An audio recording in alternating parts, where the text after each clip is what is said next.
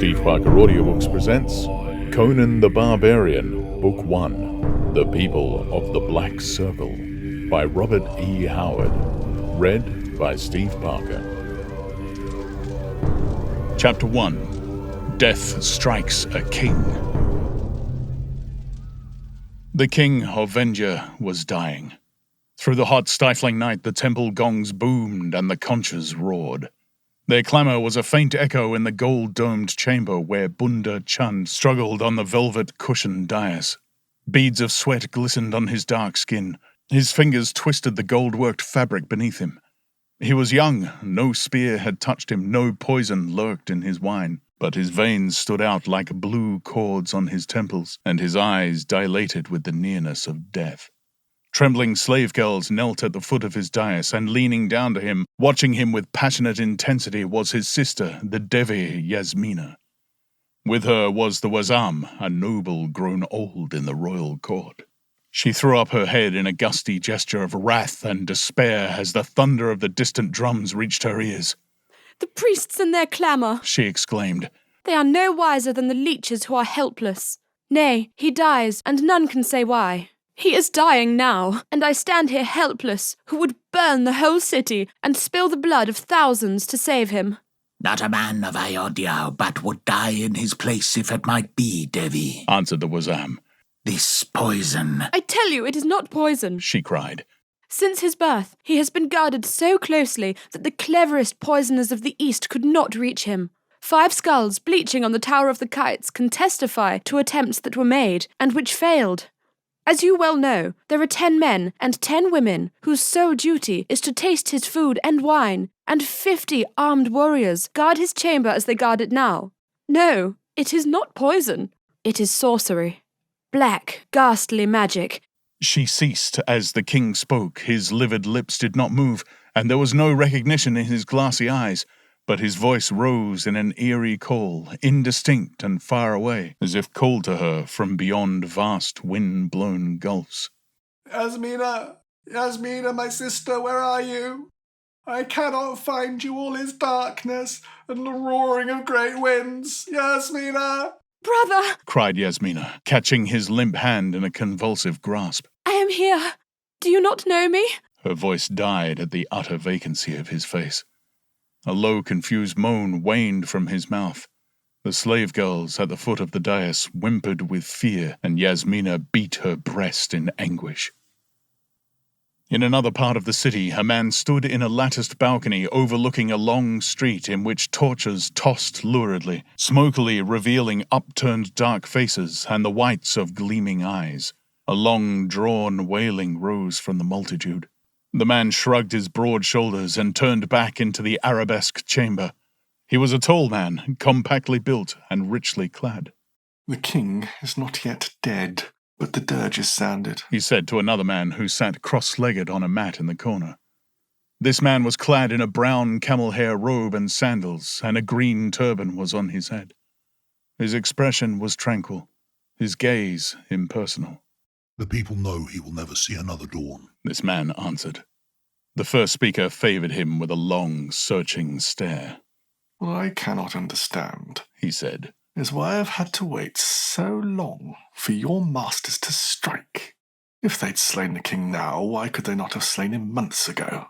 "Even the arts you call sorcery are governed by cosmic laws," answered the man in the green turban. "The stars direct these actions as in other affairs. Not even my masters can alter the stars. Not until the heavens were in the proper order could they perform this necromancy." With a long, stained fingernail, he mapped the constellations on the marble-tiled floor. "The slant of the moon presaged evil for the king of Vendhya. The stars are in turmoil. The serpent in the house of the elephant. During such juxtaposition, the invisible guardians are removed from the spirit of Bunda Chand. A path is opened in the unseen realms, and once a point of contact was established, mighty powers were put in play along that path." "Point of contact?" inquired the other. "Do you mean that lock of Bunda Chand's hair?" "Yes. All discarded portions of the human body still remain part of it, attached to it by intangible connections. The priests of Asura have a dim inkling of this truth, and so all nail trimmings, Hair and other waste products of the persons of the royal family are carefully reduced to ashes, and the ashes hidden. But, at the urgent entreaty of the princes of Kashola, who loved Bunda Chand vainly, he gave her a lock of his long, black hair as a token of remembrance. When my masters decided upon his doom, the lock, in its golden jewel-encrusted case, was stolen from under her pillow while she slept, and another substituted, so like the first that she never knew the difference. Then the genuine lock travelled by camel caravan up the long, long road to Peshkari, thence up the Zaibar Pass until it reached the hands of those for whom it was intended. Only a lock of hair, murmured the nobleman. By which a soul is drawn from its body and across gulfs of echoing space, returned the man on the mat. The nobleman studied him curiously. I do not know if you are a man or a demon, Kamsa, he said at last. Few of us are what we seem.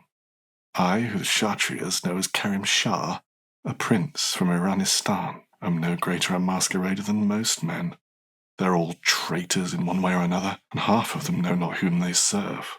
There, at least, I have no doubts, for I serve King Yezdigerd of Turan. And I, the Black Seers of Yimsha, said Kemsa. And my masters are greater than yours, for they have accomplished by their arts what Yezdigerd could not with 100,000 swords. Outside, the moan of the tortured thousands shuddered up to the stars which crusted the sweating Vendhian night, and the conchers bellowed like oxen in pain. In the gardens of the palace, the torches glinted on polished helmets and curved swords and gold-chased corselets. All the noble-born fighting men of Ayodhya were gathered in the great palace or about it, and at each broad-arched gate and door 50 archers stood on guard with bows in their hands. But death stalked through the royal palace, and none could stay his ghostly tread. On the dais under the golden dome, the king cried out again, racked by awful paroxysms. Again his voice came faintly and far away, and again the Devi bent to him, trembling with a fear that was darker than the terror of death. Yasmina! Again that far, weirdly fleeing cry from realms immeasurable. Aid me, I am far from my mortal house. Wizards have drawn my soul through the wind-blown darkness. They seek to snap the silver cord that binds me to my dying body. They cluster around me, their hands are taloned, their eyes are red, like flame burning in darkness. Save me, my sister, their fingers sear me like fire. They would slay my body and damn my soul. What is this they bring before me? At the terror in his hopeless cry, Yasmina screamed uncontrollably and threw herself bodily upon him in the abandon of her anguish. He was torn by a terrible convulsion. Foam flew from his contorted lips, and his writhing fingers left their marks on the girl's shoulders. But the glassy blankness passed from his eyes like smoke blown from a fire, and he looked up at his sister with recognition. Brother! She sobbed. Brother! Swift! He gasped, and his weakening voice was rational. I know what brings me to the pyre. I have been on a far journey, and I understand. I have been ensorcerelled by the wizards of the Himalayans. They drew my soul out of my body and far away into a stone room. There, they strove to break the silver cord of life and thrust my soul into the body of a foul night weird. Their sorceries summoned up from hell. I feel their pull on me now. Your cry and the grip of your fingers brought me back, but I am going fast. My soul clings to my body, but its hold weakens. Quick, kill me before they can trap my soul forever. I cannot! She wailed, smiting her naked breasts. Swiftly, I command you. There was the old imperious note in his failing whisper. You have never disobeyed me. Obey my last command. Send my soul clean to Asuria. Send my soul clean to Azura. Haste, lest you damn me to spend eternity as a filthy gaunt of darkness. Strike! I command you, strike! Sobbing wildly, Yasmina plucked a jeweled dagger from her girdle and plunged it to the hilt in his breast.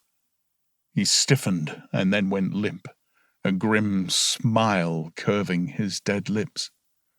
Yasmina hurled herself face down on the rush-covered floor, beating the reeds with her clenched hands. Outside, the gongs and conchas brayed and thundered, and the priests gashed themselves with copper knives.